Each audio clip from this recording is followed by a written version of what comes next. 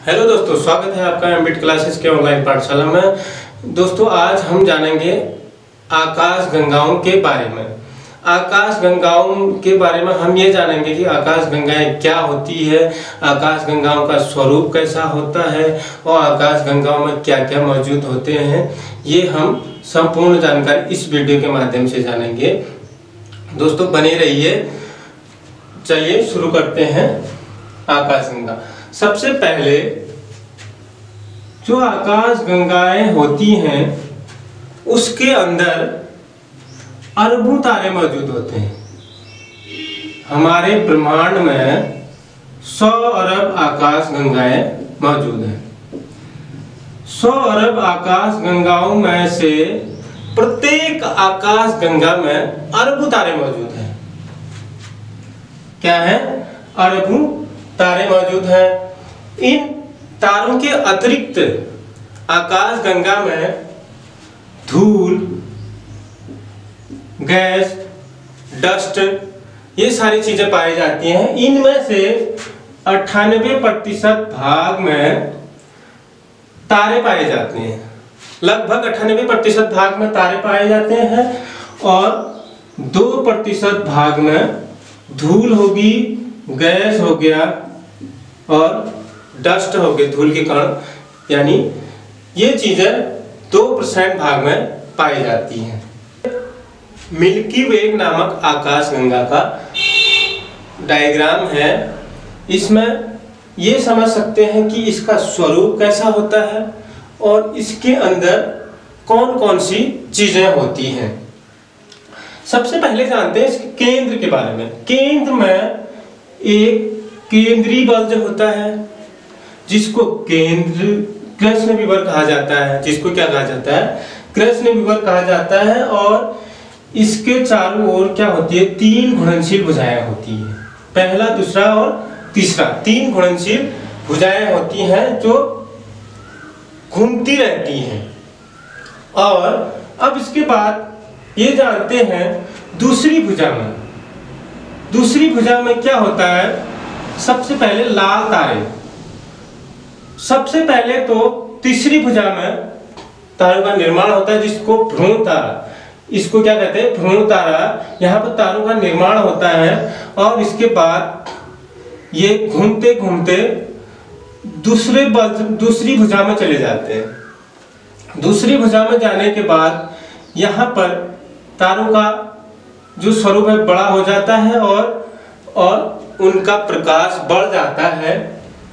जो लाल रंग के दिखाई देने से इनको लाल तारे कहा जाता है। तो दूसरी भुजा में पहुंच जाते हैं और दूसरी भुजा के बाद आगे बढ़ने के बाद यहाँ पर ध्रुव तारा बन जाते हैं। यानी तारे का निर्माण बड़ा हो जाता है। बड़ा होने के बाद जिसकी लाइट ज्यादा दिखती है तो ध्रुव तारा कहा जाता है। जैसे हम देखते हैं कि ध्रुव तारा, वही। इसके बाद धीरे धीरे यहाँ से इसकी लाइट में कमी आती है। इसके बारे में हम आगे आने वाली वीडियो में जानेंगे कि तारों का निर्माण कैसे होता है और तारों का विकास कैसे होता है, मृत्यु कैसे होती है, तारों के अंदर प्रकाश कैसे उत्पन्न होता है। इसके बारे में हम आगे आने वाली वीडियो में जानेंगे। अगर आपको उसके बारे में जानना है तो इस वीडियो के डिस्क्रिप्शन में लिंक दे दूंगा मैं, आप वहां से देख लीजिएगा।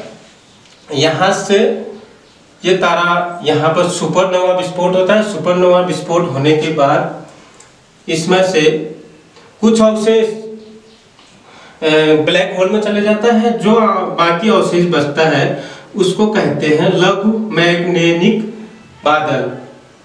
लघु मैग्नेटिक बादल। और इसके बाद आगे बढ़ने के बाद यह दीर्घ मैग्नेटिक बादल बन जाता है।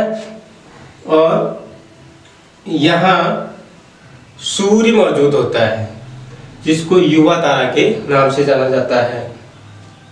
इसके बाद तीसरी भुजा में एक चीज देखते हैं, डॉग स्टार। क्या? डॉग स्टार, यानी काले तारे जो मतलब बहुत दूर होते हैं उन्हें डॉग स्टार कहा जाता है। हल्की लाइट दिखाई देती है। तो इसके बाद यहाँ से ये तारे आगे बढ़ते हुए यहाँ पर पुराने तारे हो जाते हैं। पुराने तारे यानी इनके लाइट में कमी हो जाती है।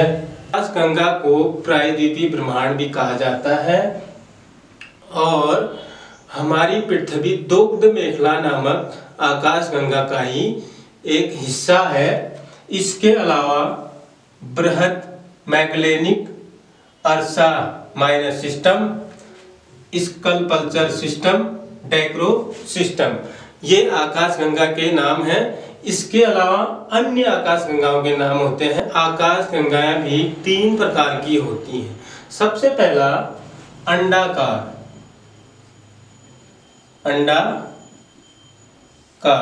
जिसको दीर्घवृत्तीय आकाशगंगाएं भी कहा जाता है। दीर्घवृत्तीय आकाशगंगा भी कहा जाता है। दूसरा है सर्पिलाकार,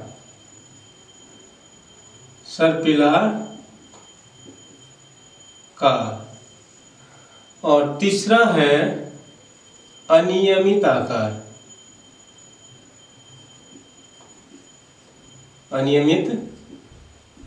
की आकाशगंगाएं। अब इन 3 आकाशगंगाओं का जो अलग अलग प्रकार की 3 आकाशगंगाएं हैं, इनमें से सबके बारे में एक एक करके जानते हैं।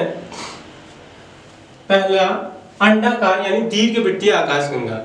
ये हमारे ब्रह्मांड में 2/3 हिस्से में मौजूद होते हैं। 2/3 हिस्से में अंडाकार आकाशगंगाएं मौजूद होती हैं। इन आकाशगंगाओं में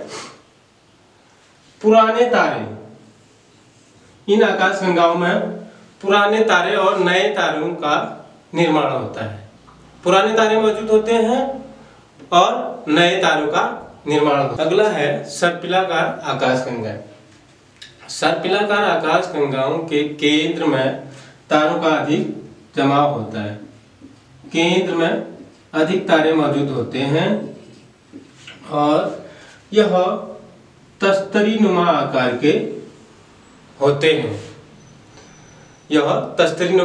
होते हैं। और यह ब्रह्मांड में उपस्थित सभी आकाशगंगाओं में से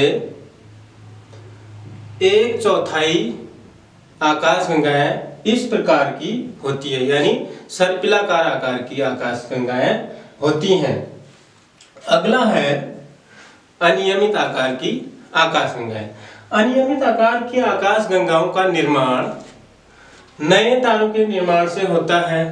अनियमित आकाशगंगाओं की निर्माण नए तारों से होता है और यह ब्रह्मांड में उपस्थित सर्वाधिक आकाशगंगाओं में से 10वें भाग में अनियमित आकार की आकाशगंगाएं मौजूद होती हैं, यानी अनियमित आकार की आकाशगंगाएं होती हैं। यहाँ पर हमारा ये आकाशगंगा वाला टॉपिक समाप्त होता है। दोस्तों, अगर आपको मेरी वीडियो अगर समझ में आता है, आपको पसंद आता है तो लाइक कीजिए, शेयर कीजिए और सब्सक्राइब कीजिए। मिलते हैं आगे वीडियो।